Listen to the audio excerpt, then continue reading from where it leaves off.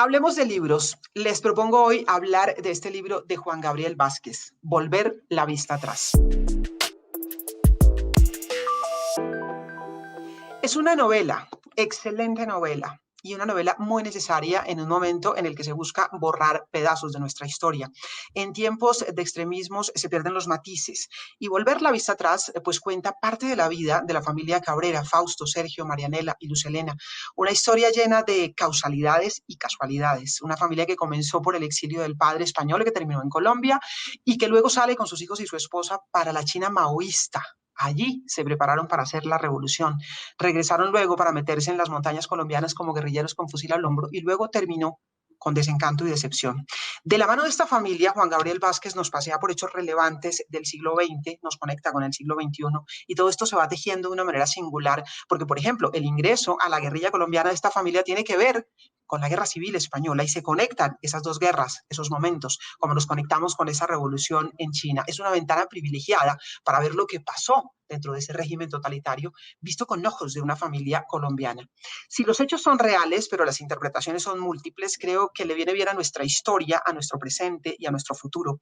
Una novela que nos da una mirada, que expone lo que hubo detrás de los sueños de unos jóvenes que creyeron que la guerra era un camino para llegar a algo mejor. Al final, y ya lo sabemos, la guerra nos ha traído más muerte, más miseria, pero entender lo que pasó en esa generación, por allá en la década del 60, del 70, es importante porque permite mirar el pasado con sus matices, con esas otras maneras de entender lo que nos ha pasado. Hemos contado los muertos, hemos hablado de los horrores cometidos por todos los bandos, nos hemos movido en ese péndulo de buscar la paz y hacer la guerra, hemos graduado muchas generaciones de violentólogos, pero vale la pena también entender las emociones y las motivaciones de quienes han hecho la guerra. Y eso se entiende un poco en ese libro de Juan Gabriel Vázquez, en donde no se juzga, se cuenta. Dice Juan Gabriel que esta es una obra de ficción en la que no hay episodios imaginarios. Hoy hablamos de Volver la vista atrás y lo hacemos con Juan Gabriel Vázquez. Es un honor, es un gusto de verdad poder conversar sobre esta novela que agradezco personalmente a nombre de tantos lectores y a nombre de la historia de este país. Juan Gabriel, bienvenido. Muchas gracias, Yolanda. Un placer para mí, como siempre, estar aquí en estos espacios que usted abre. Bueno, siempre, y esto obviamente lo han preguntado a Juan Gabriel en todos los escenarios, novela, ficción, realidad, ¿cómo es esto, finalmente? Bueno, claro, la tendencia o la tentación, digamos, con una vida tan llena de sucesos y de peripecias como la de Sergio Cabrera, era pensar primero que todo en un texto em, entre el periodismo y la biografía, o en todo caso, que perteneciera, que se pusiera en los estantes de la no ficción, ¿no? De eso que ahora llamamos, quizá con demasiada influencia anglosajona, la no ficción. Pero yo entendí muy pronto que agotar la vida de Sergio Cabrera no era lo que me interesaba. Y empecé lentamente a apartarme del género de la biografía, por la convicción de que la novela tiene un lenguaje especial, que es lo que he sostenido siempre. La novela tiene un lenguaje especial y una manera especial de hacer las cosas que son capaces de extraer significados ocultos de los hechos visibles. Yo descubrí hace algunos meses una acepción que ha caído en desuso del verbo fingir. Fingir, que es el verbo que asociamos con el acto de la ficción, ¿no?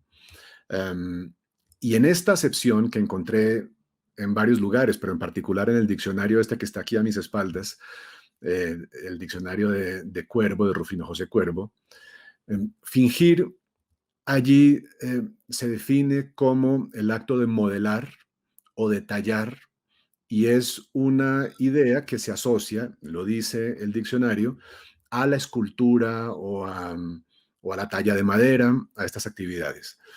Y me pareció que eso era exactamente lo que yo había hecho con la vida de Sergio Cabrera, o lo que quería hacer con la vida de Sergio Cabrera, que era no, no utilizar, no convertir en libro toda la gran montaña de su experiencia, sino hacer como hace un escultor, que es agarrar el pedazo de montaña y quitar lo que sobra hasta que queda la estatua, ¿verdad? Esa idea de que yo estaba tratando con un material real, un material tangible, por decirlo así, un material hecho de de verdades, de memoria real, de anécdotas reales, y que mi trabajo como novelista era modelarlo, tallarlo, como dice el diccionario, darle forma, como dice el diccionario, me convenció de que yo podía defender esta idea de el libro que estaba escribiendo como una obra de ficción. Porque lo que yo quería hacer era no contar toda la vida de Sergio, sino contar una historia, una secuencia de hechos que ni siquiera comienzan con su vida, sino comienzan más atrás como decía usted antes, comienza con la guerra civil y termina en un momento de hace 50 años, en el momento en que él sale desencantado, desilusionado de la guerrilla. Contar ese pedazo de la historia era lo que me interesaba porque ahí había un significado especial, una metáfora de algo más, y eso fue lo que traté de hacer. En la medida en que iba leyendo el libro, me repetía página tras página, qué valiente, qué valiente, qué valiente, pensando en Sergio, pensando en Marianela, contar esta historia en la Colombia de hoy, en este escenario, en donde todo es en blanco y negro, en donde, Sí. insisto, no hay espacio para los matices. Y hablar de un pasado guerrillero que uno diría casi que seguramente tendrían muy enterrado en la memoria y en el pasado y ponerlo nuevamente de presente. ¿Costó trabajo? ¿Fue fácil para Sergio, para Marianela decir, bueno, listo, hablemos de ese tema? ¿O era de pronto una necesidad también hacerlo? No lo sé. Yo no puedo saber hasta qué punto utilizaron este pretexto que yo les daba para hacer exorcismos y liberar fantasmas, pero sí puedo decir que en un principio fue terriblemente difícil, sobre todo para Marianela, que ha tratado mucho más a lo largo de la vida de suprimir, de eliminar estos recuerdos incómodos, estas cicatrices que que son cicatrices morales, pero también de las otras, también cicatrices físicas con las que ella carga. Sergio, en cambio, como suele suceder con los artistas, tenía vías de escape. Eh, Hacer sus películas, contar sus historias, era su propia manera de exorcizar esos demonios y esos fantasmas. Pero yo creo que fue terriblemente difícil para los dos. Eh, en esa coyuntura en particular en la que estamos, pero me parece que también en cualquier momento es válida esta idea que tengo yo, que siempre he tenido, que siempre he defendido, de que la novela puede ser ese espacio donde, eh, como dice Kundera en un ensayo, suspendemos el juicio moral. La Tal cual. novela, la novela como un espacio donde dejamos de hacer lo que más nos gusta hacer, y en particular a esta sociedad contemporánea, que es juzgar. Somos una sociedad de jueces constantes, nos comportamos como jueces en cada momento de nuestro día. Esto tal vez no era así antes, pero yo creo que las redes sociales nos han facilitado ese comportamiento de jueces a lo largo del día y perseguimos minuto tras minuto el momento de estirar el dedo acusador, ¿no? Y señalar a alguien más para condenar o para absolver. Eh, Eso es profundamente antipático para el espíritu de la novela. El espíritu de la novela es lo contrario de eso. La novela lo que quiere es no juzgar, no condenar, no absolver, sino comprender. Abrir un espacio donde hagamos un esfuerzo para suspender el juicio moral y comprender algo que antes no comprendíamos. Y a mí me quedó clarísimo que mi libro podía hacer eso con respecto a esos años muy complicados que siguen muy vivos en nuestro imaginario colombiano. Total, pues como quiera que tenemos una guerra tristemente activa a pesar de los intentos de paz que se han hecho y ahí seguimos matando gente todos los días. Sí, Aquí tenía anotada una pregunta, ¿cómo no juzgar? Porque yo juzgué mientras estaba leyendo el libro, yo juzgué a Fausto cuando dejó a sus hijos en China. Yo sí, decía, ¿cómo se logra no juzgar? Porque Juan Gabriel no juzga lo que ha ocurrido, mm, simplemente lo cuenta, pero además metiéndose en la cabeza y en el pellejo de los personajes. ¿Cómo se sí. logra ese no juzgar, ese contar las historias y no juzgarlas? Sí, esto fue una de las dificultades mayores de escribir este libro. Y eh, si hay aprendices de escritor allá afuera o gente a la que le interese eso de escribir ficciones, les puedo transmitir esa, esa, eh, esa revelación técnica eh, que para un escritor la técnica equivale muchas veces a la ética. Y la revelación técnica en el caso de esta novela fue: tengo que desaparecer como narrador. Esta novela tuvo en algún momento de la escritura varios borradores en los que yo contaba la historia en primera persona, um, cómo había conocido a Sergio, cómo había hecho investigaciones sobre su vida y contaba esa historia. En algún momento la historia en primera persona la contaba un narrador ficticio, un narrador inventado, ahí sí del todo.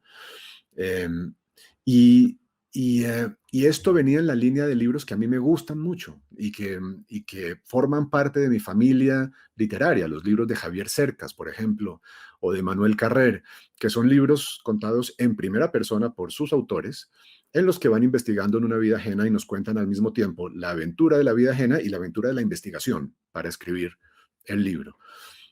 En algún momento, muy poco antes de que comenzara la pandemia, yo tuve esa especie de revelación personal, eh, de que yo no lo podía hacer así, de que esta no era la estrategia que le convenía a mi novela, de que mi posición ideal para escribir esta novela era desaparecer como narrador, y dejar que la novela se contara sola para poder así llevar a la realidad de la página el hecho de no juzgar, sino de tratar más bien de entender, y por otra parte, la posibilidad de mirar el mundo, que era terriblemente difícil, mirar el mundo a través de los ojos de cada uno de estos personajes en cada momento de su evolución y de su desarrollo.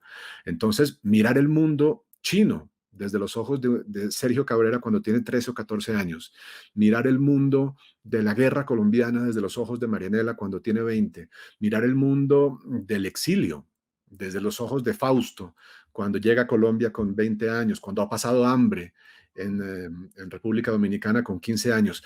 Todo eso implicaba un ajuste emocional, un ajuste ideológico, un ajuste ético, de mi parte, y fue terriblemente de hacer, pero era la única manera de que este libro cobrara, digamos, su independencia y no se volviera un comentario mío, una columna de opinión de 400 páginas. Claro, y me Y imagino la tentación, porque obviamente hay opinión sobre todo. claro, hay opinión sobre todo. Hay ideas de Sergio con las que no estoy de acuerdo. Luego hay ideas con las que sí estoy de acuerdo. En algún momento Sergio pasa por ese trauma nacional que fue para muchos de nosotros la pérdida del plebiscito de Sí. 2016. Y yo reconozco mis ideas y mis convicciones en la página cuando se parecen a las de Sergio, pero no son las mías, y el esfuerzo porque no fueran las mías fue Ujú. inmenso, ¿no? Para tratar de que los personajes cobraran su propia entidad y que el lector los aceptara, y aceptara la historia como sucedió y no como un mero apéndice de mis opiniones. Claro, los escritores dicen con frecuencia que los personajes toman vuelo propio, cuando estamos hablando de personajes de ficción, y que a veces Mm. toman su rumbo y el escritor un poco va contando las historias que ellos van tomando. Cuando estamos hablando de personajes que son de una novela, pero que están en la vida real, ¿el proceso de construcción se hizo de la mano de estos personajes de Marianela, de Sergio, o fueron conversaciones y luego ya Juan Gabriel Vázquez a escribir sobre lo que le contaron? O de pronto había una llamada, oye, pero en ese episodio algún detalle, alguna cosa adicional, ya me estoy metiendo un poquito en el proceso de construcción que me llama la atención por este escenario de trabajar con personajes reales. Sí, sí, sí. Yo traté de mantener una especie de independencia creativa, es decir, y además lo hice de manera muy consciente. Las conversaciones con Sergio tenían lugar en un lado de la casa donde yo estaba pasando esos días y la escritura en otro lado muy distinto, para separar el, el trabajo de la familia, como Ah, si dijéramos, ¿no? Y, um, y el método fue, eh, primero, desde luego, hacer uso de 7 años de conversaciones más o menos esporádicas, de documentos, de notas que yo había tomado, cuadernos de notas, cartas que Sergio había encontrado entre sus papeles y me mandaba para, para mi provecho, sin saber cómo las iba a utilizar, fotos, cantidades de fotos que él iba encontrando y me mandaba también pensando que me servían para describir un edificio o cualquier cosa, sin saber que mi intención en muchos casos era usarlas en el libro, no reproducirlas en el libro. Eh, Todos esos años de recopilar el material estallaron, como digo, a principios de la pandemia, y durante la pandemia las conversaciones se hicieron mucho más frecuentes, mucho más largas, mucho más profundas, más memoriosas, digamos, pero la escritura iba por otra parte. Yo nunca le mostré a Sergio un solo párrafo de lo que iba escribiendo y él nunca me lo pidió. Y en eso hemos estado de acuerdo después ya cuando, con el libro publicado, en conversaciones que hemos tenido, eh, hemos estado de acuerdo en que fue una especie de reto difícil que él se impuso porque se moría de la curiosidad, Claro. pero como narrador, ¿no? Como narrador en su medio y como artista, sentía él que no le correspondía, que no se podía meter en mi estudio a ver qué era lo que yo estaba haciendo, que él quería, me dijo, quería darme total libertad de hacer lo que yo quisiera con su vida. Y eso fue lo que yo hice. Aprovechar esa libertad y también por una especie de método periodístico que, que usted entenderá perfectamente que es, digamos, intuir que hay preguntas que no se deben hacer y hay oportunidades que no se le deben dar al entrevistado. Al entrevistado. Sí, es cierto. De hecho, Exacto. Juan Gabriel, un periodista que leyó la novela me dice, no sé por qué dice que es novela, esto es un gran reportaje, realmente. Claro, tiene mucho de técnica periodística y de cómo se recogió la información, hay una investigación tremenda, pero también la estructura. A mí me encanta la estructura de la novela, que yo digo que Juan Gabriel escribe con unas estructuras muy finas, muy delicadas, es un tejido como de filigrana, pero el lector lo va pasando así como si nada. Y esta tiene una estructura muy impresionante porque además conecta unos hechos tremendos, hechos históricos del siglo XX, como tejiditos muy discretamente. Yo mencionaba en la introducción la Guerra Civil Española, la guerra en Colombia, pero también aparece esa fotografía de Sergio, actor de niño, en la obra El espía, y entonces uno ve que esto se conecta con lo que luego pasó en China cuando los jóvenes denunciaban a sus maestros, se conecta con esa imagen de la Segunda Guerra Exactamente. Mundial, y yo me imagino el trabajo que hay detrás, porque es muy interesante una familia que nos pone a recorrer parte del siglo XX y parte del siglo XXI también. No sé eso cómo se hace, pero ya es pura curiosidad también. Y es decirle a los futuros lectores del libro que es apasionante cómo se construye esa historia. Bueno, ahí hay dos cosas. Primero, me gusta para volver un poco atrás, me gusta que alguien haya reconocido el trabajo periodístico que hay detrás de la novela, pero es que no es solo esta, todas mis novelas y todos mis cuentos tienen una fase periodística antes. Yo tengo un respeto y un cariño enorme por el oficio um, de periodista de salir allá y hacer el reportaje y ver el mundo, y trato de que todos mis libros y casi todos mis cuentos partan de ese momento. Hay, hay siempre un encuentro con el mundo en forma de una entrevista. Por ejemplo, en Los Informantes fueron 3 días de conversaciones con una mujer judía que me contó su vida y esa vida sirvió un poco de eje a la novela. En La forma de las ruinas hubo varias entrevistas también, hubo un trabajo de investigación de campo, ¿no? Trabajo de campo muy importante. Es parte de mi método. Antes de encerrarme aquí en la soledad de este estudio donde pasan los tormentos de no saber cómo se ponen, en qué orden se ponen las palabras de una frase, antes de eso ha habido todo un trabajo Sí, allá afuera, ¿no? Del otro lado de esta ventana. El gran aporte que puede hacer la novela, creo yo, uno de los grandes aportes que puede hacer la novela en el momento de intentar comprender la experiencia humana es ponerle orden. La novela es la experiencia humana ordenada. Está bien que una gran crónica periodística refleje el caos de la vida tal como es. Para mí la novela no, la novela debe imponer un orden, unas ciertas simetrías, unos, debe usar las posibilidades arquitectónicas que tiene un libro para ordenar ese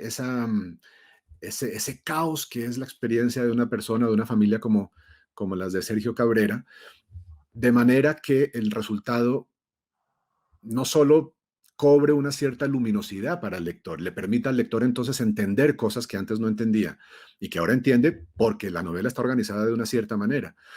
Um, Sino que le dé al lector una, una sensación de estar en casa, ¿no? De entrar en un lugar, de entrar en un lugar amable. Para mí eso es importante. Cuando yo era lector joven y empezaba a escribir, admiraba mucho las novelas que eran hostiles con el lector, ¿no? Que le ponían retos, que le ponían dificultades, que se hacían querer, ¿no? Que se hacían desear. Esfuérzate, tú puedes. Esfuérzate, sí, exacto.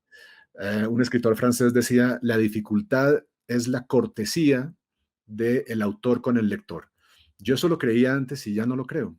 Creo todo lo contrario. Creo que la cortesía es la claridad, lo Sí. diáfano, abrirle al lector las puertas de esta casa que es el libro y decirle lo que yo tengo que contarle a usted es tan importante que no me interesa ponerle dificultades para que lo adquiera, ¿no? Para que lo entienda. Agradecer a Em, los lectores en todo caso. Pues, y eso es lo que pasa con este libro, fue el descubrimiento de una arquitectura, de una organización, y los lectores no tienen por qué darse cuenta de que la novela está dividida en 3 partes, de que cada parte tiene 7 capítulos, de que en la primera y en la tercera parte, eh, el último capítulo y el primero ocurren en el presente, ¿no? Y Sí. hay, en toda la mitad de la novela hay otro capítulo en presente, de manera que el lector va y viene con una cierta noción de orden, sin perderse, sin extraviarse en los vericuetos del tiempo. Um, pero todo eso, contado como lo acabo de contar, ya se ve lo racional y casi que lo obsesivo que puede llegar a ser. Eso me da la impresión, un poquito de obsesión con la estructura, pero de verdad que es maravilloso ese viaje en el tiempo. Pero quiero preguntar un poquitico sobre el personaje de Marianela, que a mí particularmente me impactó mucho en el libro. Toda la historia es impactante, pero es que estamos hablando de Marianela, que es niña, es adolescente, cuando se queda en China, al otro lado del mundo, la dejan sus padres con su hermano para formarse como guerrillera y luego llega a Colombia y se va para la guerrilla en condiciones de inferioridad por su condición de mujer, por ser mujer, porque a las mujeres les toca más duro. Todo fue duro y a Sergio le tocó muy duro también, pero lo de Marianela a mí me impactó mucho en términos de personaje. Yo creo un poco tal vez porque soy madre de una hija y pensaba en mi hija adolescente y en si hubiera sido capaz de dejarla al otro lado del mundo y la respuesta fue no. Por eso te digo que juzgué en ese momento. Sí, ¿Cómo defines a Marianela, el personaje de la novela? sí. Bueno, lo que pasó con Marianela fue muy, muy interesante. Mis planes eran un libro, uno siempre tiene una especie de libro en la cabeza, que es el objetivo ideal cuando comienza a escribir, y mi libro era la historia de Sergio, y yo pensaba que me iba a tomar 250 páginas, que iba a ser un libro del tamaño del ruido de las cosas al caer, más o menos, y ese fue el libro que empecé a escribir. En algún momento de la escritura, este personaje secundario, que era la hermana que lo acompañaba en toda esta aventura, que siempre estaba ahí haciendo lo mismo, ¿no? Sufriendo un poco los mismos destinos, empezó a dejar de ser secundaria, empezó a pedir más espacio, empezó a generarme preguntas, curiosidad, y empecé a notar que cuando ella entraba en escena se abría un vacío en el libro porque ella no estaba explicada, no estaba explorada. Y entonces era una novela que estaba contada exclusivamente desde el punto de vista de el hermano de Sergio y de alguna manera dejaba de lado o dejaba en la oscuridad otro destino que era igual de importante que era el de ella. Entonces pedí permiso para hablar con ella, no nos conocíamos, le pedí a ella permiso para hacerle unas preguntas y después para utilizarlas en la novela. Le advertí que estaba escribiendo una novela real, por decirlo así, con lo cual ella iba a aparecer con nombre y apellido. A todo dijo que sí. Luego supe que era una consecuencia de una conversación con Sergio, en la que Sergio le había dicho que todo eso que nunca había contado en su vida, a mí me lo podía contar. Cuando lo supe fue, el corazón se me quedó pequeño, ¿no? Porque pues probó una vez más el grado de responsabilidad que yo tenía o de confianza que me habían asignado. Bien, hablé con ella entonces, fue una conversación de 2 horas por Zoom, a la que siguieron otras, Y, y tan pronto comencé, tan pronto terminé yo esa conversación de 2 horas, pensé, este libro ya no tiene 250 páginas, tiene 500. Y acabo de descubrir a un gran personaje del libro. Y son realmente episodios tremendamente conmovedores y doblemente por haber ocurrido en la vida real, ¿no? Por haberle pasado todo esto a una persona. Y yo creo que el libro aporta en eso, en entender un poquitico lo que pasa, precisamente porque logra no juzgar, ni Sí. ensalzar, ni aplaudir unas decisiones, ni condenarlas, sino mostrar un poquitico eso que está detrás al final de las guerras, que son los seres humanos. Y detrás del libro hay un ser humano escribiendo, que al final, cuando nos cuenta algunos detalles de lo que es la novela, dice: ordenar un pasado ajeno es la manera más eficaz de lidiar con el desorden de mi presente, porque este libro terminó en plena pandemia. Afectó la temporada de pandemia la escritura del libro final, después de muchos años de hacer el trabajo de recolección y demás, pero la pandemia tuvo algo. Este libro me rescató en medio de la pandemia. Eso fue lo que pasó. Este libro, como digo ahí, les dio orden a mis días que estaban bastante desordenados. A mí me tocó el virus en el mes de marzo, cuando no se sabía manejar muy bien, cuando no habían llegado las pruebas, cuando los diagnósticos eran inciertos, cuando todo el mundo pasaba por una especie de ansiedad, de incertidumbre, de no saber cómo se maneja esto, de miedo también, ¿no? Bastaba asomarse a nuestras ventanitas de internet para ver lo mal que estaba saliendo la cosa en el resto del mundo. Las muertes, el sufrimiento. Era un momento muy difícil para todos. Y, y en ese momento contar con el libro fue para mí un salvavidas.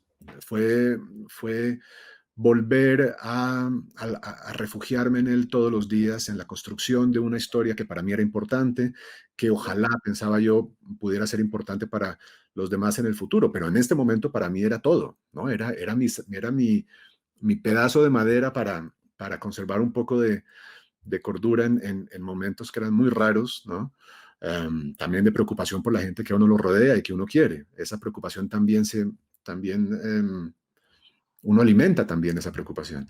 Entonces, el trabajo en la escritura, que era muy, muy consumidor, era nuevamente, los obsesivos tenemos esto, ¿no? Ocupaba muchas horas y mucha energía. Para mí fue un rescate. Y las condiciones de soledad que la cuarentena impuso y que la pandemia impuso, para mí siempre han sido muy naturales. Siempre he vivido con mucha comodidad en la soledad, incluso en la soledad más extrema. De manera que esa parte era una pequeña fortuna, ¿no? Un pequeño golpe de suerte que por temperamento me sintiera cómodo y bien en una soledad impuesta. Eh, y bueno, en algún sentido hubo esa sincronía, ¿verdad? De que este libro tomara forma y estallara, por decirlo así, en un momento en que las condiciones parecían necesitarlo, por un lado, y favorecerlo por el otro. Y a los lectores nos llega en un buen momento también donde necesitamos mucha literatura. El libro además tiene el arte atravesado también, porque se habla de cine, de televisión, de teatro, hay textos, hay un diario, hay una carta extensa que deja el padre a los hijos que se quedan en China, en fin, hay muchas cosas más, voy a dejar que lo descubran. El libro de Juan Gabriel Vázquez, Volver la vista atrás. Juan Gabriel, fue un gusto leer el libro, disfrutarlo y esta conversación, mil y mil gracias, de verdad, aquí en este escenario Hablemos de Libros.